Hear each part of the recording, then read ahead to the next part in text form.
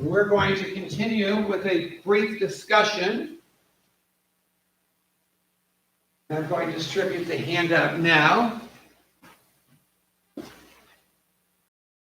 Because it's Pesach, I thought we'd look at some statements and quotes about slavery and freedom.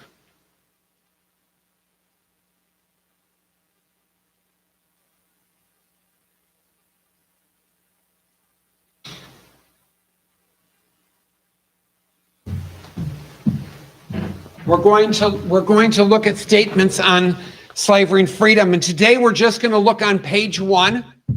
I know there's a danger when I say that everyone will start looking at page 2 because the rabbi said page 1.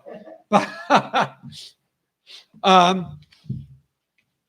sorry, is this? Oh, I'm sorry. I'm so sorry. Page 1, and I'm going to read them. And then I'm just going to ask, and we're going to ask you for which quote struck you as being interesting, surprising, or relevant today, moves you in some way, whatever that is. You'll pick one, and you'll tell us about it. So let me just read through them. Quote number 1 from Dr. Rachel Naomi Remen.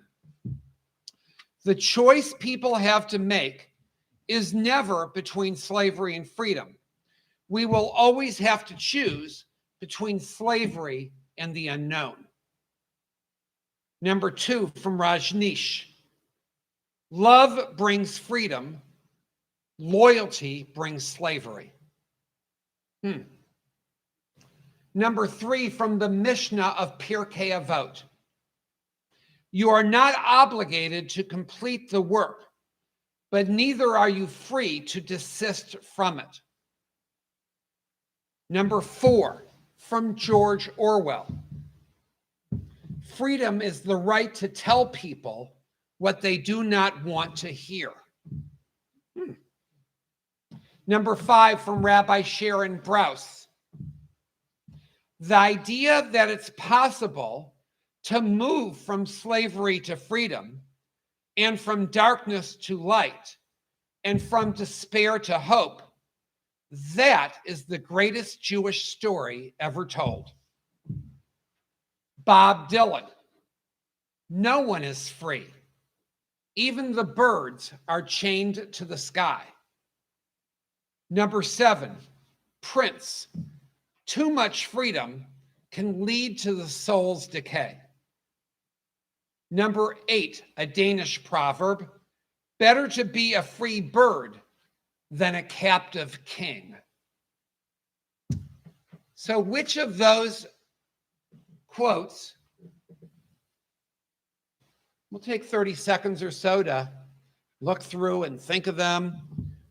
But the question is, which of those quotes intrigues you, moves you, interests you, is surprising, you agree with, something you don't agree with, it doesn't matter. If you're watching via YouTube, you're welcome to share your thought in the chat with others who are via our YouTube, via our live stream as well, so that you can participate in Torah discussion with each other. Anybody here want to call out, highlight one of the quotes? Well, I disagree with a lot of them. I didn't put them there because I agreed with them. I put them there because they were challenging. Is there one in particular that? I think the one that's the easiest for me to go along with, okay, or accept, is number 5. Number 5. Mm-hmm. I mean, because that one is the most traditional explanation and makes the most sense, and I can agree 100% with that. Yeah, it's very Pesach, isn't it? Right? Rabbi Brous is very, very Pesach. She's absolutely correct. And it is our greatest story. We not only mention it on Pesach, but we mention Yitziat, Zecher Litziat Mitzrayim in the Shabbos Kiddush, right? And we mention Egypt so often. It really is our greatest story, our central story, our foundational story. So I'm glad you actually started off by highlighting that, because really Pesach is leads into Judaism, and all of Judaism has taken in and integrated the themes, ideas, and hopes and aspirations of Pesach. So thank you. Yasher Koach. Anybody else? Yes, Brenda. Well, number two, I agree with the first sentence, Mhm. but I don't agree, probably because I don't really understand what that loyalty brings slavery. I don't agree with it, I don't even understand it. So you agree with, I love this. So you agree with the first half that love brings freedom. Can you just sort of explain that, why you think that's true or how that's true? Well, I think that without love in the world, that you would be more enslaved. If there was more love in the world, Without love in the world. oh, without love in the world, we'd all be more enslaved. Very good. Beautiful. I love that. Without love in the world, be more enslaved. So, but Brenda's having a hard time understanding how loyalty brings slavery. Can anybody offer a thought on how that might be true sometimes or once in a while at least? Because I can think of something. Well, if you're loyal to the point where you are not able to do something, you want to remain loyal, or you're not able to take a decision and go the other direction, it's almost like you're a slave to being loyal, being very loyal. I don't know. I'm kind of with Brenda on that. It's like, Mhm. you know, why would loyalty be a bad thing in some cases? But then again, I could say, you know, I'm loyal to my job, but that prohibits me from being free to do other things. Loyal to friends, as long as it's not to the detriment of myself, losing myself by being too loyal to other people, I guess. Yeah, so I think that's right. Like, it doesn't say that loyalty is slavery, but it can bring slavery. So it's one thing to be loyal to a job, but if you only do your job and you're so loyal that you don't leave at 5 p.m., you leave at 10 p.m., and you don't come in at 8, you come in at 6, and you don't pay attention to your family, you've now brought yourself, maybe willfully, maybe even you enjoy to a certain degree, you are sort of a slave to your work in a sense. So it can bring slavery, but it doesn't have to. It doesn't say it automatically does or always does, but it can bring slavery. Do you have a thought about this as well? Yeah, go for it.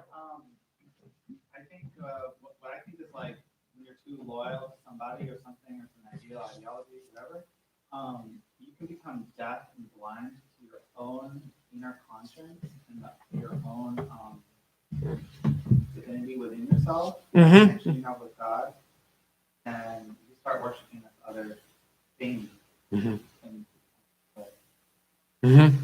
Thank you. Yeah. Sometimes you can get smothered in a relationship if you're so only doting and loyal to your partner and not being yourself and not growing. So that's possible. I'm not saying it happens all the time, and a certain amount of loyalty is in every relationship, hopefully. But if you're loyal to the point where you smother yourself, as you said, Troy, you don't honor your own image of God, your own godliness in you. I also think there's loyalty in mobs that is slavery. And mob rule means you have to do what the mob is or they'll turn on you too, right? That's sort of what happened with Moses to begin with, right? Because he was trying to tell, he had killed an Egyptian, and then when he saw an Israelite doing sort of a similar thing, he said, don't do it. He says, oh, now he's just sort of becoming one of them or something, right? And it's sort of like the mob rule. And of course, we're coming up on Yom HaShoah, and we can see what mobs do when you become overly loyal to a demagogue. And when you are part of a state that doesn't allow you free thought, and you're a slave to whatever that kind of totalitarian, autocratic person who leads, right? If you have to follow Putin, right, today in Soviet Union, otherwise you get pushed out of a window. How many people have died from from falling out of a window disease. The mysterious falling out of, I don't know how many in the last couple of years, 15 or something. So we know not only individuals can sometimes lose themselves, as you both suggest, but sometimes in mobs, that becomes very unhealthy. And we Jews have not benefited from mob rule usually. That's when things got bad, when you listen to a HaYam or a Hitler or a Torquemada or somebody like that. Yes, Lois. Number 4, Number 4, yeah. freedom is the right to tell people what they do not want to hear. But unfortunately, probably something they should hear. Sometimes, yeah. Sometimes it's something maybe they need to hear but don't want to. And I don't know, is it freedom or slavery to not listen to something that somebody is trying to share that you're not willing to even listen? Maybe that's, I'm not sure if that's a freedom to not listen or if it's slavery because you're not open to what another person might be sharing with you.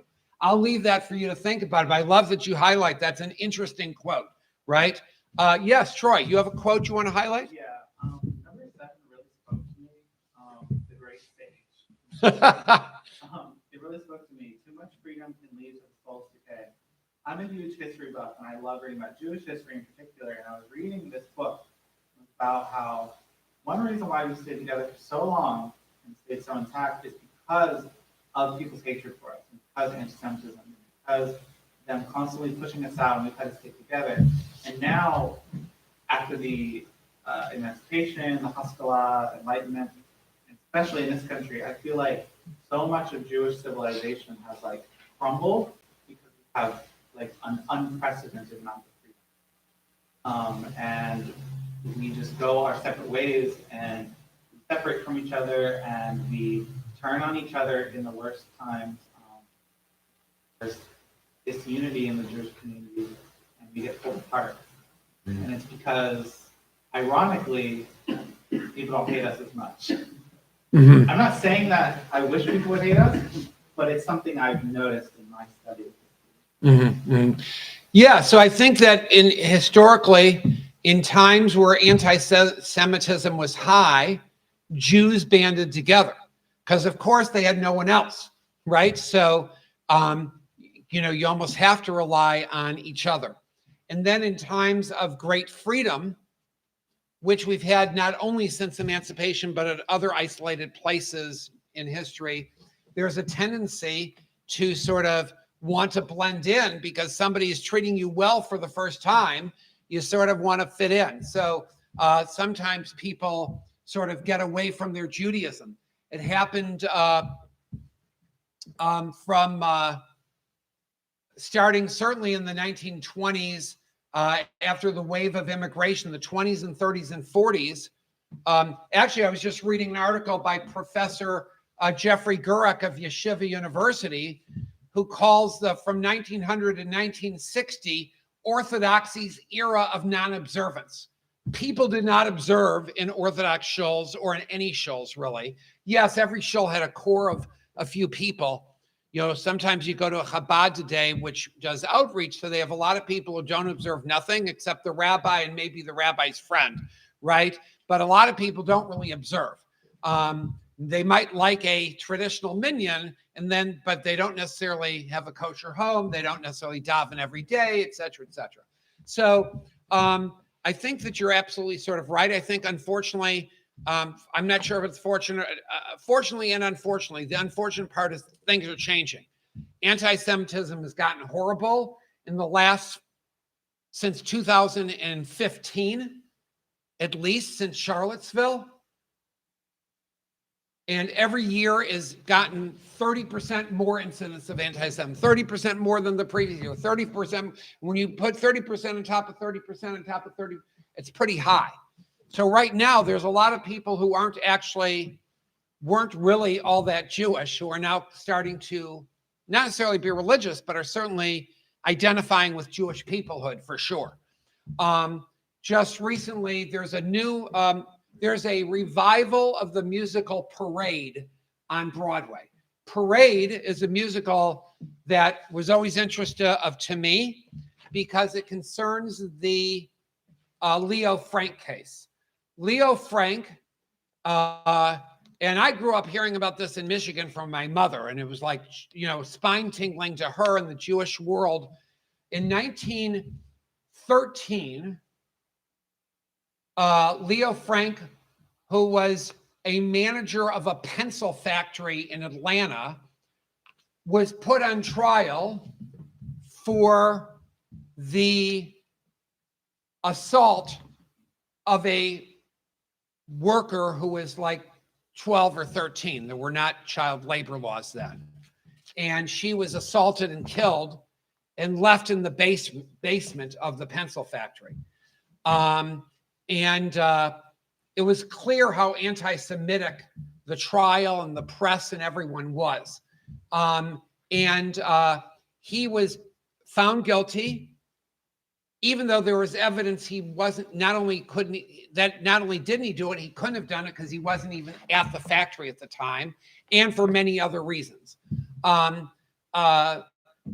Which has been definitive now because there is the person who helped the person who did it confessed later on. It confessed that who actually did do it, and he felt that he and his family would be in danger if he spoke up earlier. So it was a deathbed confession. In any event, he was hauled out of his jail cell when the governor commuted his death sentence, and he was hanged. He was one of the few white people lynched in the whole era of lynching, which we've actually even had lynchings in the last couple of years. But there was only a law against lynching done in 2020 or something. It wasn't really, killing was illegal, but lynching was not. In any event, that musical about Leo Frank was picketed by anti-Semites and neo-Nazis in New York City every night. And I have to give Ben Platt, who is the star. Some of you may know who he was. He won a Tony Award for Dear Evan Hansen. He is Jewish. He actually went to Camp Ramah. He loves being Jewish. I don't know how religious he is or observant. I have no idea, but I know that he's very much one of these people who just likes being Jewish. He would go out and confront the protesters and put a big statement out to the press saying, I am not going to back down and we're not going to back down. This is an important story. And the fact that you guys are out here shows us why we need to tell the story of anti-Semitism in America, because you guys are still promoting it and doing it.